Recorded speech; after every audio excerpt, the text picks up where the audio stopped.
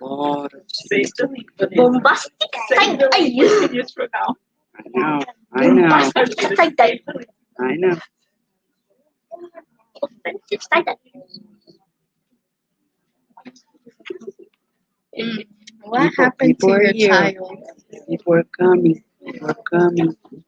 What happened to your child? Good question. I'm trying to figure it out. Like, whose child is this? That's me. It's just baby. All right, you The guys, one they don't look, we need to be ready, huh? Oh shoot. We need to calm people down. You know Taylor Swift song? You gotta calm down. No. That's I accidentally made my mama switch a second of it. I know, right? Where did Left you to come right. from? Left to right. No, we're doing right to left. Hey, look at people. Look at people. You have to say good morning, Baby, okay? You have to say good you morning. always make out Side eye. Say good morning. no like five. Oh, it's not orange. Hello. Hello. Look at people in the eye. Good morning. Your real needs will never exceed your needs. Each person is born or reborn into the circumstances best suited for happiness. Discontent and rebelliousness, however, usually arm people with ambition and aggressiveness, generating unfortunate states, despite their having accumulated excesses, trinkets to which they attribute too much worth. If only the human heart were not dominated by selfishness, greed, and indifference, no one would ever want for the essentials. Real needs. Left to right. Not another plushie. Oh, come on. That's what you get. I have. Be a friend of truth, never using it as a weapon of destruction or offense. It is not so much what you say, but how you say it that produces good or bad results. Besides, yours may not be the real truth, but only a reflection of it. Even if it were the real truth, you have no right to brandish it for being perturbing purpose. Before you assume the role of something who corrects and teaches with the truth, put yourself in the other person's shoes, and your conscience will guide conscience will guide you in relation to the best way to proceed and express yourself. By the way, it's perturbing. Thank you. Thank you, friends. I do. See? Left to right. Yes, well, I got to settle down. Welcome to the Spirited Society of Virginia on this wonderful, now sunny day. Today's message is taken from the book, The Way, the Truth, and the Light. And it's number 90 in recognition of what Carolina's going to be talking about today. The opportunity to do the good. Matthew recorded in chapter 26, verse 50, Jesus asked him, "Friend, why have you come?" Then stepping forward, they seized Jesus and arrested him. It is very interesting to observe the Master's optimism as he created opportunities for doing the good till the very end of his glorious mission of truth and love. Christ had known about Christ had known about Judas's betrayal and had lovingly commented on it in his last intimate meeting with the disciples. He harbored no doubts about the suffering that awaited him. Judas, his misguided co-worker, approaches and kisses him on the cheek, identifying him to his executioners. With sublime serenity, the master kindly acknowledges his greeting and asks, "Friend, why have you come?" His merciful heart provided his troubled disciple with the opportunity to do the good, even at the very last moment. Although Jesus can see that Judas has come with the guards to arrest him, he still calls him friend. He does not at all, I'm going to reread this. He does not suddenly stop trusting him, nor does he curse him, indulge him in futile complaints, or turn him over to posterity with accusation or shameful words.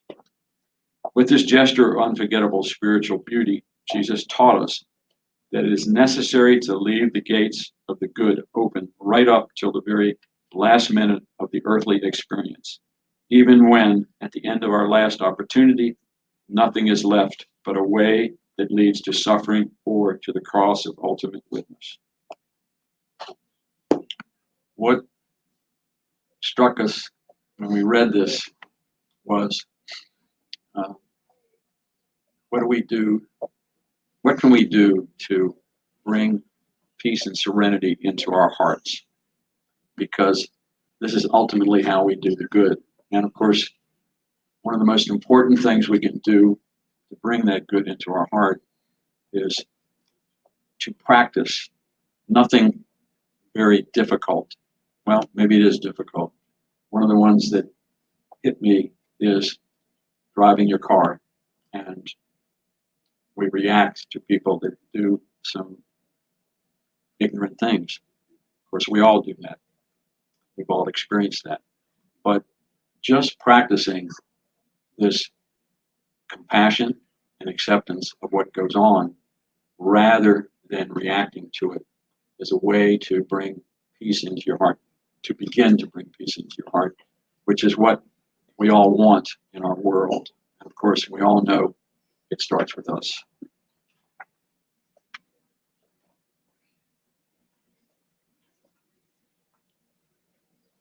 We're done for the day. Got enough food for the soul, right? We got a lot already. Thank you, Narciso. Let us pray, friends. It's so important to learn to be calm, to sit still. Those who know how to control their bodies, they will be able to manage their lives better. And since our childhood, we need to learn this quietness. The world is very active. People are very hyperactive. And prayer is a good opportunity to practice quietude, quietness. Let us feel at each breath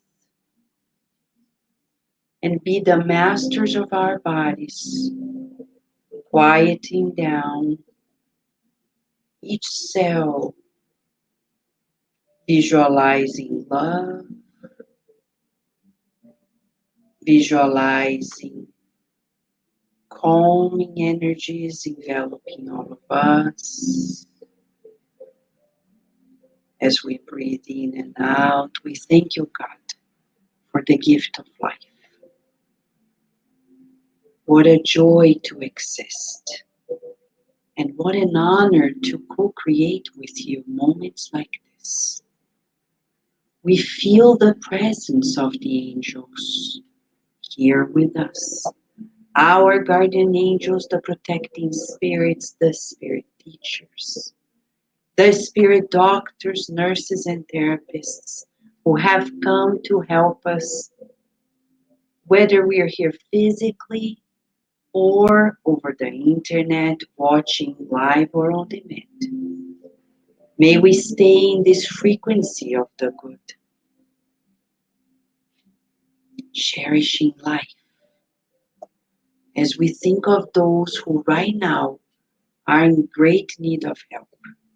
We think of our friends at our schools, teachers, administrators, our family members, relatives, those who already passed away, and we visualize flowers of healing being given to them.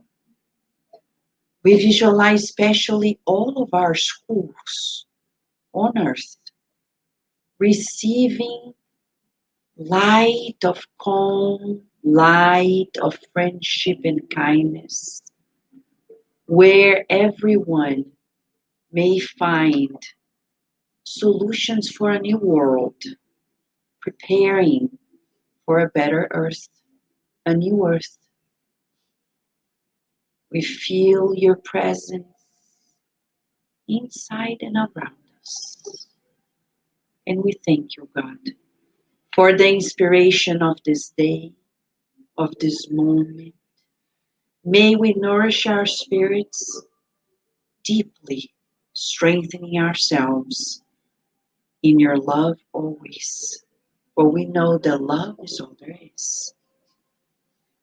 With much gratitude, we ask for your permission, guidance, and protection to begin our educational moments, followed by deeply therapeutic ones, together with one another in you. And so be it.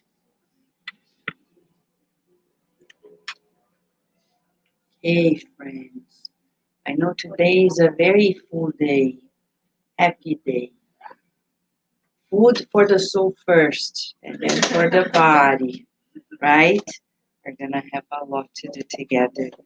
Let us have our children and teens, everyone in our rooms, right?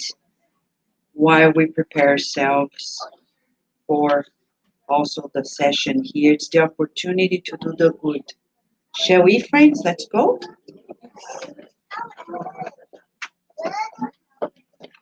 Let's go.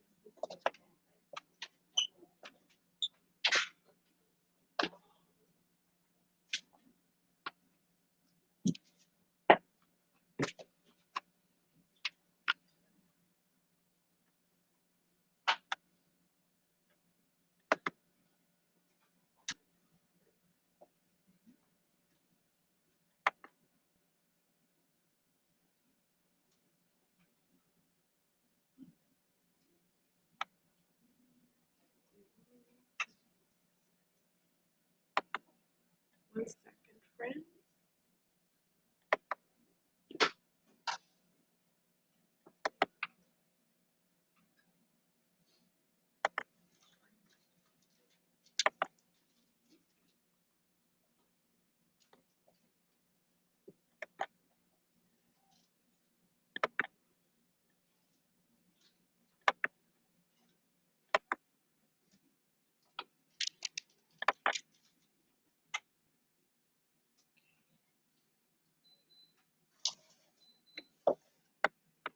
Okay.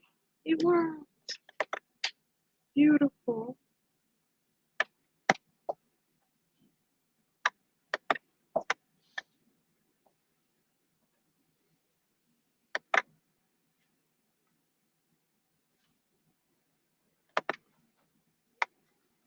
Okay. So, friends, today we are going to talk about an opportunity that is given to us each day. And in fact, this is the very reason why you and I, all of us, have reincarnated. The number one item in our reincarnatory plan is always to reproduce or multiply the good. Why? Because we know that we are co-creators with God.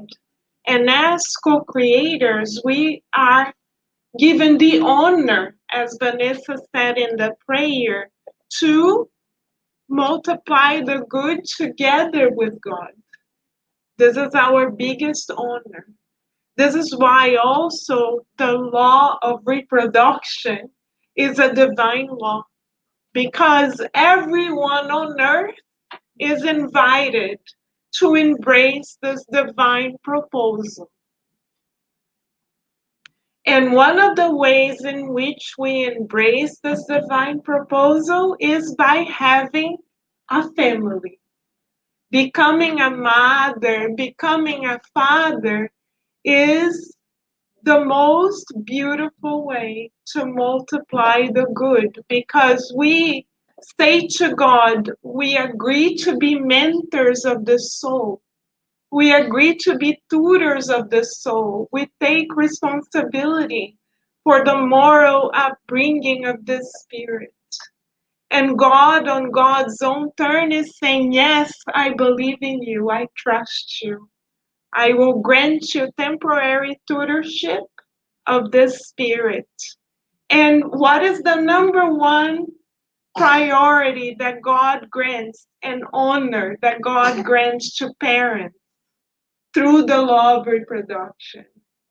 According to St. Augustine in chapter 14 of the Gospel, item 9, it is to raise that child towards God. So what is the most important obligation parents have, according to God, is to raise that child to be mindful of the Creator. So this is one beautiful way to reproduce the good. And why is this a law? It's written in the Spirit's book, question 686.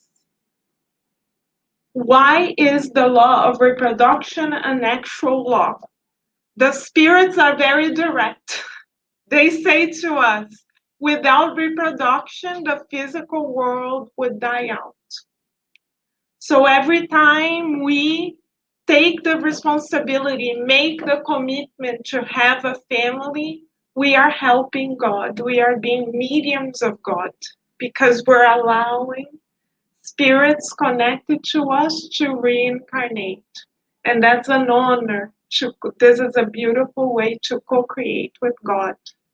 This is why, for those of us who are already parents, it's important for us to be mindful that we are co-creating with God, embracing this proposal, and also to encourage our children to do the same, to have a family, to understand that having a family is an honor for us. But are we here to only embrace our own family? The answer is no. We are here to embrace our own family, but we are also here to multiply the good collectively. So we have an individual plan and a collective plan to reproduce the good. We are here to embrace our families and also to embrace the universal family. To illustrate this, let us talk a little bit about the case of Joaquim. This comes from a message by Humberto de Campos through Chico Xavier entitled Rusty Hands. And this message is found in the book Light Above, Luz Acima. Okay? What is the story of Joaquim? Like us, Joaquim was a spiritist in a sense that he was born into a spiritist family. He had good financial resources, much like many of us in Northern Virginia. So check, check. He also, according to Humberto de Campos, dressed impeccably, beautifully, perfectly. Check. Many of us are very presentable too. He also had a family. Check. Many of us have a family as well, right? But what happened to him? Humberto de Campos was curious to see what his journey in the afterlife was like. Because, like us, Humberto de Campos was thinking, check, check, check, check. He has all the resources he needs to do really well, spiritually speaking. But the fact of the matter is, once Joaquin discarnated, he began developing rusty hands. His hands began losing movement. And Humberto de Campos was very curious to understand why. So Humberto de Campos transcribes in the message an interview between Joaquin and the spirit mentors in the spiritual realm. The spirit mentors ask, "Did you have a family?" He says, "I'll show you." He says, "Yes." "Did you have spirituality?" "Yes." "Did you have vitality?" "Yes." "Did you have financial resources?" "Yes." "Did you have knowledge and instruction?" "Yes." But what did he do? He did not use it for the greater good. When the spirit mentors asked him, "Did you have a family?" "Yes." "Did you take care of your children?" What was the answer? "No, my wife did." "Did your children go to school? Did you help them study? Did you offer of your patience, of your kindness to them?" What was the answer? "No, we had maids and teachers to do that." "Oh, did you help your family members financially since you had a lot of financial means?" "Yes, but only so they wouldn't bother me." "Did you spend time talking to your friends, giving them words of encouragement, listening to their problems?" "No, I rather live in isolation so that I can safeguard myself from all troubles." And the spirit mentors go on and on to this. They are so kind that they even ask him, "Did you plant a tree?" They were trying to see if he multiplied the good in any which way, even by planting a tree. And by now we can guess what the answer was, right? The answer was no. We had gardeners to do that. So every opportunity he had to do the good, to reproduce the good, including in his family, he directed it towards a third party. So who raised his children, speaking of the blessing of family? According to him, maids and his wife. Who spent time instructing his children? Only the teachers. Who spent time cultivating friendships? Nobody. He lived in isolation. So what is that? How do we interpret Joaquin's attitude? His attitude is that of a taker instead of that of a giver. This shows to us that he refused the opportunities to multiply the good. God said to Joaquin, as he does to all of us, "I'm granting you a family so that you may guide the souls towards the greater good, towards moral progress." Joaquin's answer, "No, not for me. I'm granting you a job of a good position so you can share the goods that you amounted on behalf of your family, individually and collectively." Joaquin's answer, "No, not for me. Not today. I'm granting you the opportunity to cultivate friendships, to open your heart to others." Joaquin's answer, "No, that's too risky for me." So Joaquin decided to pay for people to solve their problems just so they wouldn't come to him. So yes, he wanted to receive. He wanted to receive the spiritist ideas. He wanted to receive attention from his wife and his family. He wanted to be well regarded by his friends. Yes, he wanted a good job. So he wanted the resources. He said, I'll take it, I'll take it, I'll take it, I'll take it, I'll take it, I'll take it. But instead, what is God saying? I'm granting you opportunities to give. What have you given of yourself? And the answer was nothing. So spiritually, what happened to Joaquin? He started developing a perispiritual disability.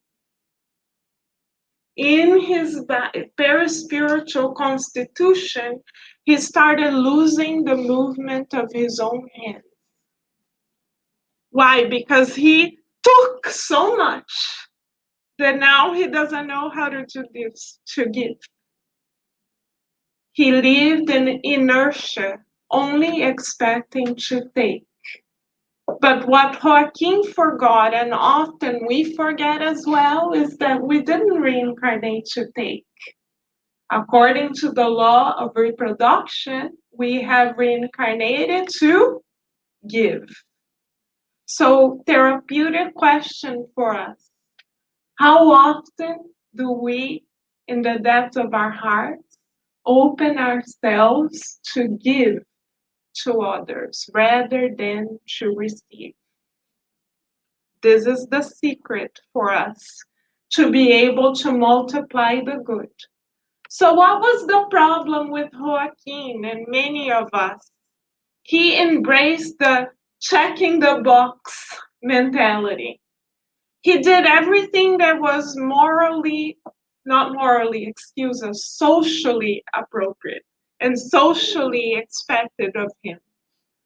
But he didn't embrace the moral proposal to progress spiritually. So let's see how his check the box mentality worked. The spirit mentors again asked, were you married? Yes.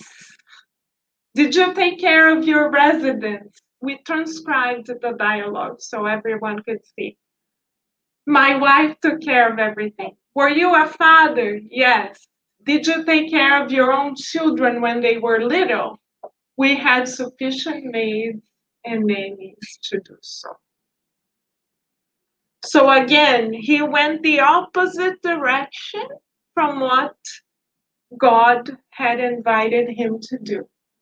God invites all of us to multiply the good by offering of ourselves to others, by offering of our sentiments, by helping one another progress in terms of our virtues.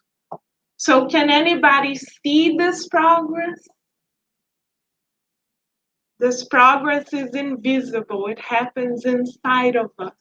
So it's not something we can buy. It's independent of the clothes that we wear.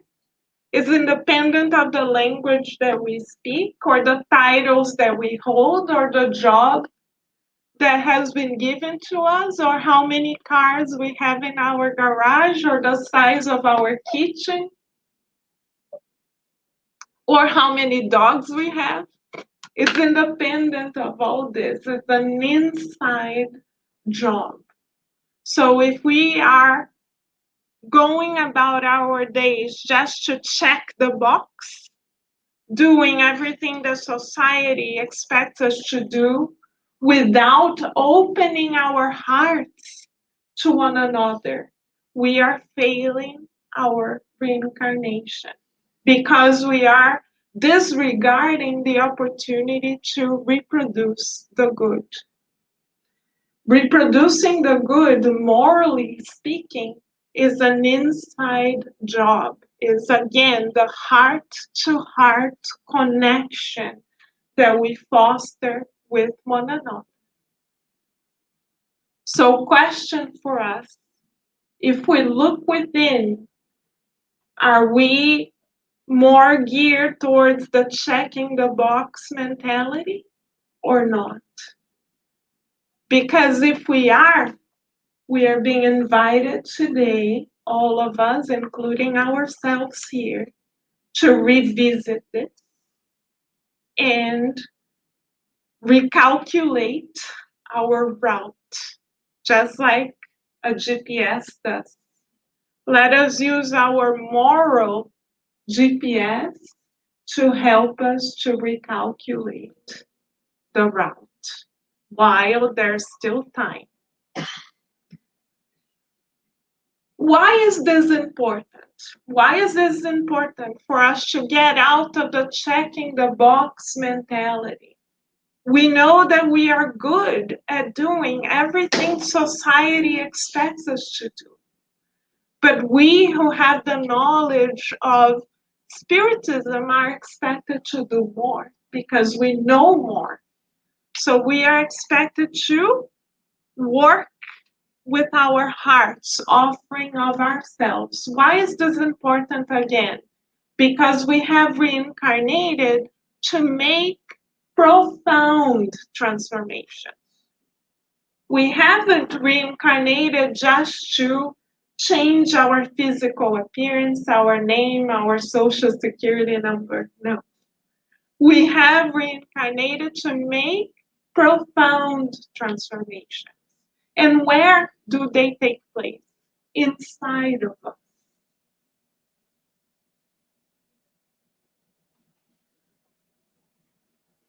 So, what is the secret for us, according to the Spiritist perspective?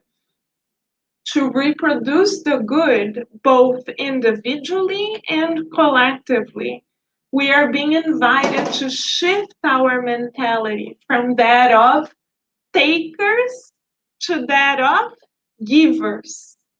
When we do this, we are able to walk away from selfishness towards greater selflessness. So a good measurement for us of where we are with regards to this moral continuum is, what do we think about when we wake up every day?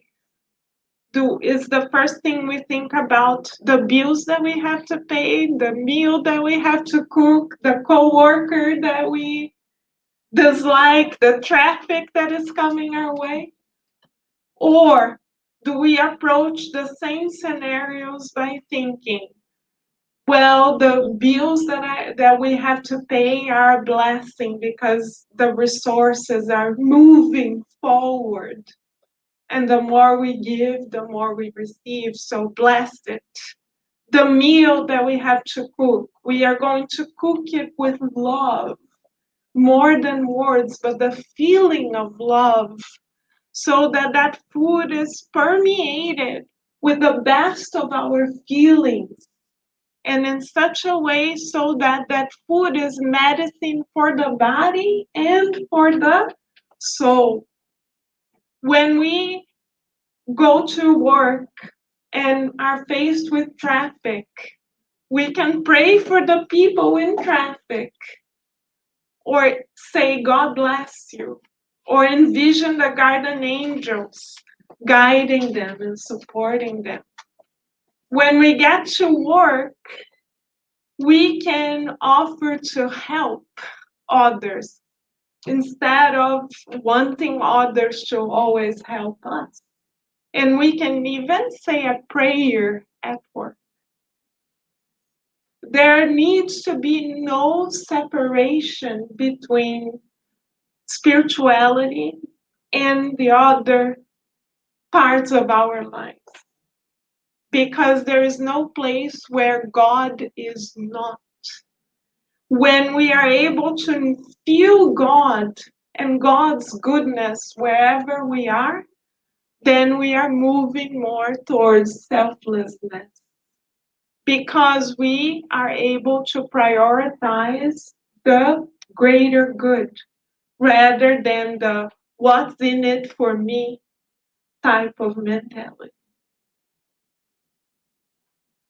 So when we are in a meeting, for example, we can be thinking of 1,000 different things, or we can ask the guardian angels to utilize us to help others in that meeting. So everything can become an opportunity to multiply the good.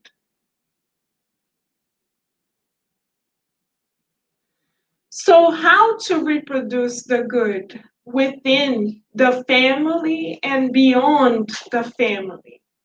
We have a few pointers here that we can take into consideration together. For instance, we can engage in dialogues rather than just talk. And what do we mean? When we talk to one another, the person is talking and we're like, yeah, yeah, yeah, yeah, yeah, yeah. And we already have an answer for what the person is saying even before they say it. So this is a talk where it's a more like a race. Let's see who gets there first. Let's see whose agenda we push first. It's more like a competition. And if we ask ourselves 5 minutes later what we talked about, we may say, oh, what is it again? We forgot. Is it because we have a cognitive issue? No, it's because we are not present. We are not offering of our heart. So when do we know if we're talking or dialoguing? Dialoguing, die means two, meaning there is a real exchange. How do we know if we are exchanging or offering of ourselves or partaking with one another as we speak? If we are able to listen more than to speak, that's a sign. Because we are more open to understanding the other person. What's another sign? When not only do we listen, but we offer of our love to the person speaking. In our realms of our hearts, we are visualizing the good for that person and we are offering of our feelings to that person. When we offer of our feelings to someone else, spiritually speaking, we are permeating the other person's very spirit with our vibration. How do we know what type of vibrations we are emitting? Depends on the quality of our feelings and thoughts. So if through my mouth, through our mouths, we're saying, oh, good morning. But inside of us, there is a war. Then what are we offering to the person? Good morning or mental bombardment? Mental bombardment. The words don't mean anything if they are not enveloped, magnetized with feelings.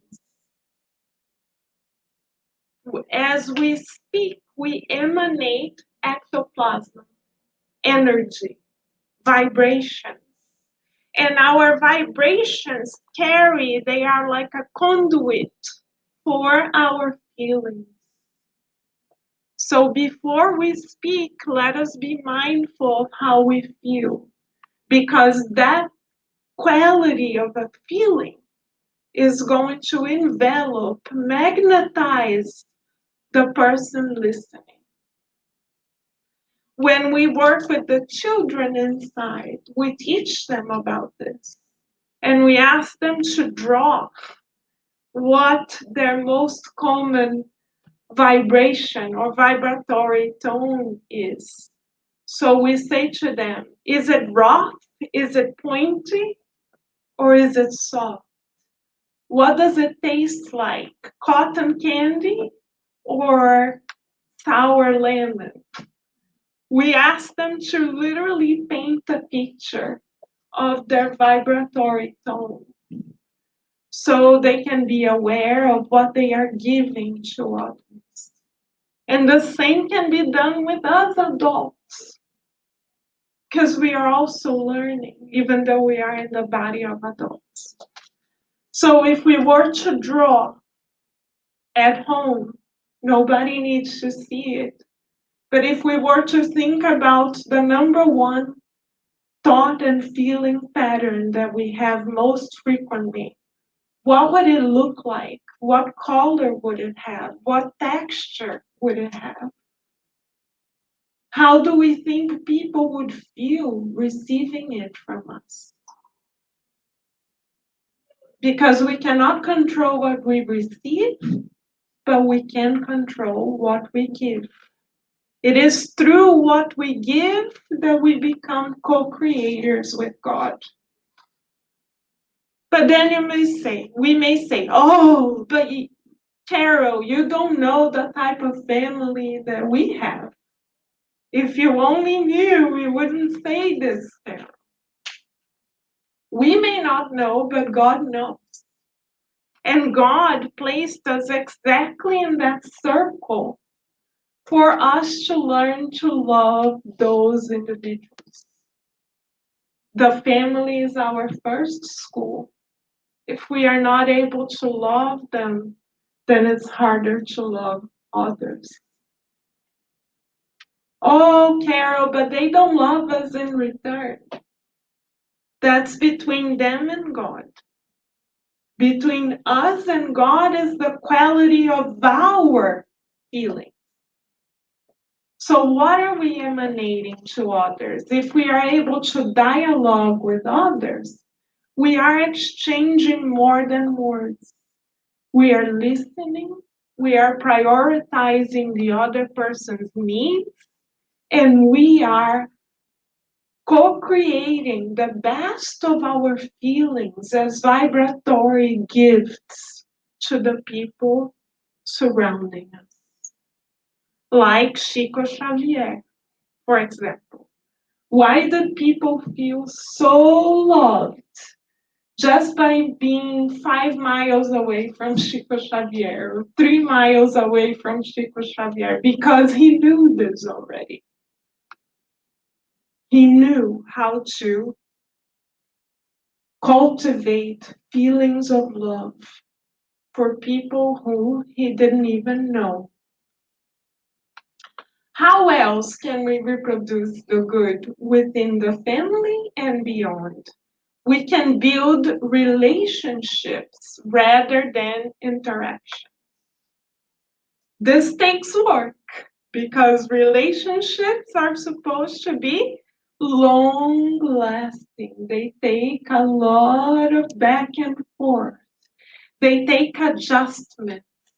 As we build relationships with one another, we have to trim our edges because we have to see what bothers others about us, and we adjust it. And we keep on going, and we keep investing, and we keep changing to open our hearts, expand our hearts towards this person or people. Building relationships involves trimming our edges and expanding our hearts to embrace other people. If we just interact with them, we'll be like, oh, we'll pay you for a new car so you're happy and you can go away. Or we'll pay you for a new toy so you're happy and you can go away. You want to go to the movies? Oh yeah, we'll pay you for the movies for you and for all of your friends so you go away and leave us alone. So what is our attitude? Is it a leave us alone type of attitude? Or is it tell me how I can learn to love you more kind of attitude?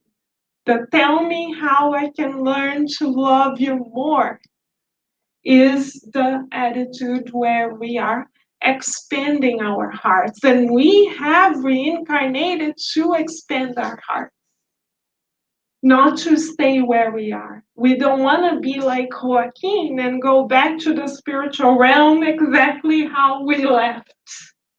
We want to say, we have learned to love this and that person, God.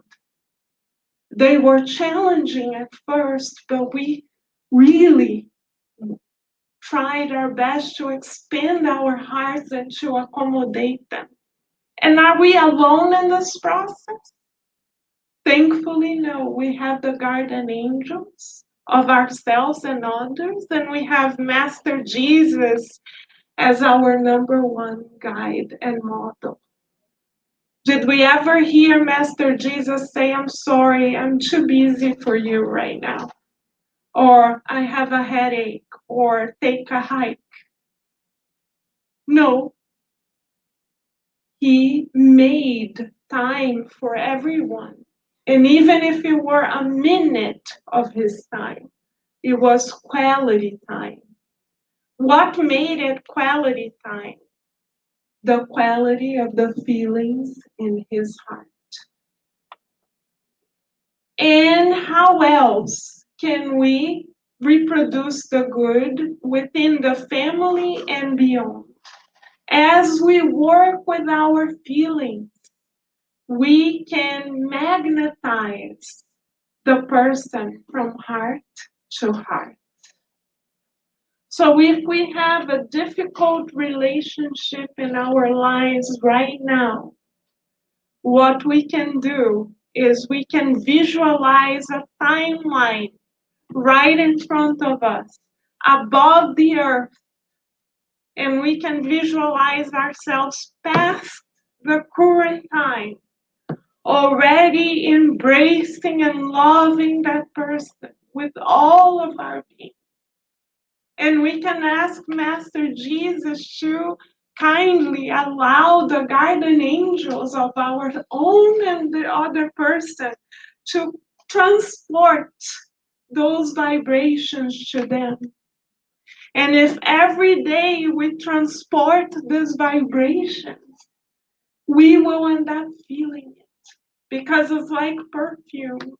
As we offer it to someone else, it sticks with us. Love is like perfume, dear friends. As we visualize ourselves loving others, we are expanding our hearts as well. So we can ask the guardian angels to carry those vibrations of love over to them. And every day we can pray to Master Jesus, please kindly help us to open, expand our heart. We know we are here to do so, to expand our heart. So guide us, Master. Together we can do this. That's the beauty of it. The law of reproduction doesn't occur in isolation. So we can count on Master Jesus to help us reproduce the good. We can count on guardian angels to help us reproduce the good. In question 495 of the Spirit's book, St. Augustine writes a beautiful dissertation about guardian angels. And he says in our own words, and we apologize for paraphrasing poorly, but he says, we love as guardian angels when our friends, students in life ask for help. We are eager to help. We can't wait to reach out to you. We want to be your best friends. So let us count on our best friends of the good, dear friends. We are never alone. We can multiply the good together as we expand our hearts. But we have to make one decision here. And the decision is to make profound transformations. We have to be willing to expand our hearts, to accommodate, to embrace others. And how do we do it? One feeling at a time, visualizing ourselves past the difficulties of today, reminding ourselves of Mother Mary, telling us this too shall pass. Mother Mary is a loving example of a loving spirit who expanded her heart to love all of us. She could have taken the me type of mentality and said, I have the most perfect child in the world, literally. I'm going to love him, and I'm good. She could have said that, but obviously she didn't. She loves all of us. She was able, as a loving spirit, to expand her heart to embrace all of us. So for us, for her, there's no difference between Master Jesus and any of us who are seated here. So let us trust God's plan, which is that of expanding our heart. And each and every day, let us make the conscious decision to expand our hearts to love more. Our guiding question on a daily basis can be, how can I love you more? And if we cannot say it because the other person is not ready to hear, that's okay. We can visualize it. And in our prayers, we can say to the guardian angels, tell us, how can we love them more? And this is the model, our number one master, the one who continuously loves us more. Let us prepare now to continue in our treatment session in the company of the loving master as we think about how we can love one another more. The question is not how can we be loved more? That we are already good at asking. The question is, how can we love more?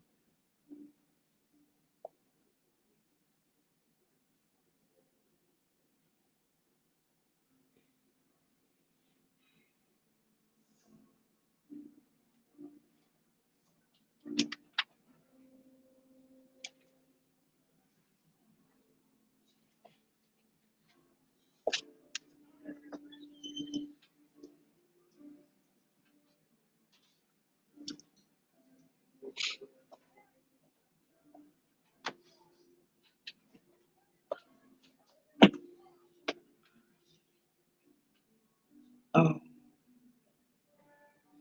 don't worry.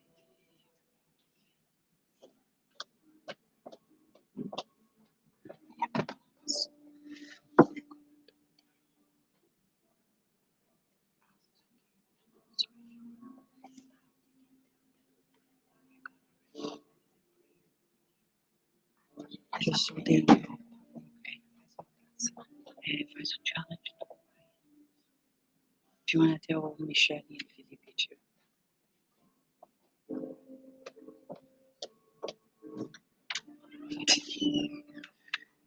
It's a lot of fun inside. It's another story. Friends, we're gonna do the today because it's a fuller day. We're gonna do the collective, the spiritual passes. Let me explain what it is. The good spirits are always the one applying the passes onto us. Okay, so whether we come sit here or we stay there, it doesn't change. When we do it here, we are all collaborating in a different manner. But if we learn to stay on our seats and receive it, helping one another, it works always the same. Even at home, people who are at home, people who cannot be at a spiritist center because maybe they don't have one, they can also have that opportunity. Go to Kardec Radio, we have the virtual passes. The virtual passes, you play it and you learn how to receive the passes too at home. We would recommend that you do it every day in your house. Just go to Kardec Radio, play virtual passes. It helps the whole family. Okay? So let us now, as Carol brought this beautiful picture here for us of Jesus, he is the one that commands everything on the planet. Let us visualize his loving heart, his embrace of kindness, visualizing his smile. He is everyone's best friend. He's enveloping us in his love. We visualize his illuminated hands applying onto us from head to toe, light of healing and balance. Let us breathe in and out, helping the flow of this infusion of transformative forces, flushing out toxins of the mind and the bodies. Breathing in, we intake medicine for the mind and the bodies. Breathing out, we let go of everything that we no longer need. Breathing in love, we breathe out surrender. Breathing in peace, we breathe out resistances. Breathing in charity, we breathe out and let go of anger, Breathing in forgiveness. We breathe out, letting go of tensions. Breathing in togetherness. We breathe out competition, letting go of comparisons. Visualizing our homes. We open the door of our homes, welcoming Jesus and his team of loving care. Or placing flowers of healing on our dining table. Securing our homes, our environment with his love. We raise our eyes to Jesus, look deeply into his eyes, and receive his embrace of strength, of protection.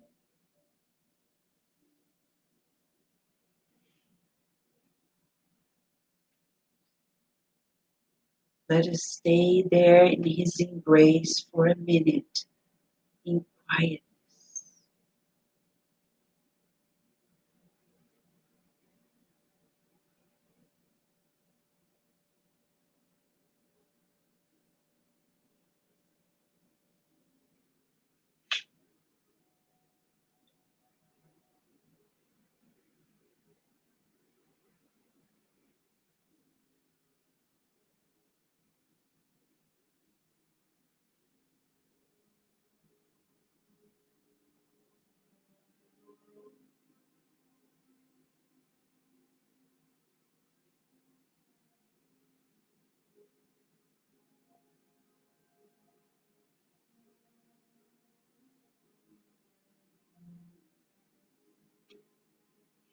Dear Master Jesus, Doctor of our souls, thank you for bringing your loving presence to our lives.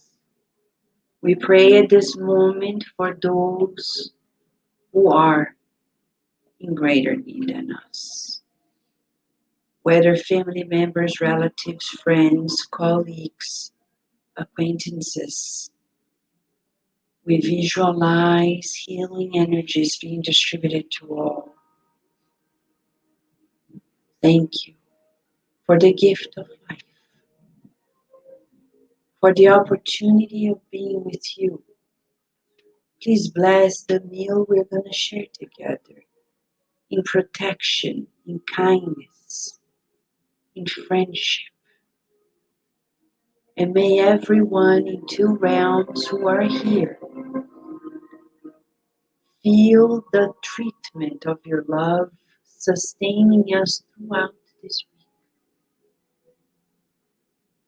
multiplying the good, reproducing the good in our families, in our relationships, everywhere we go. With deep gratitude, we trust that the water we're going to drink has your loving remedies to reverse disturbances and replenish us in health and peace. With your permission, we close our services in your name and love. And so be it. As we prepare to receive the water, let us remember of the words the children read for us from Joana de Angelis' book, Happy Life. Your real needs will never exceed your means. Each person is born or reborn into the circumstances best suited for happiness. Discontentment and rebelliousness, however, usually arm people with ambition and aggressiveness, generating unfortunate states, despite their having accumulated excesses and trinkets to which they attribute too much worth. If only the human heart were not dominated by selfishness, greed, and indifference, no one would ever want for the essentials.